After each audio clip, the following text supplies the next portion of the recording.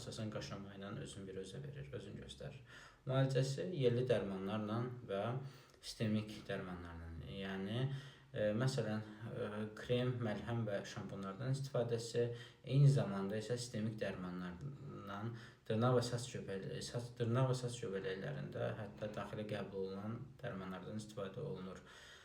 Dərmanlara aiddir, məsələn, terbinafin, itrakonazol, flukonazol kimi dərmanlar. Təbii vasitələrə çay ağacı yağı tövsiyə edirlər, amma bu əsas müalicə deyil, sadəcə köməkçi sayıla bilər. Qarşısını almaq üçün ortaq əşyalardan uzaq durmaq lazımdır. Ümumi yerlərdə tərlikdən istifadə etmək lazımdır, öz tərliyinizdən istifadə etmək lazımdır. Ortaq daraq, ortaq dəsmal, ortaq qayçıdan istifadə etmək olmaz, məsələn, dırnaq tutan qayçısından istifadə etmək olmaz. Və əlamətlər varsa, dermatoloqa müraciət etmək lazımdır ən qısa müddətdə. Nə qədər qısa müddət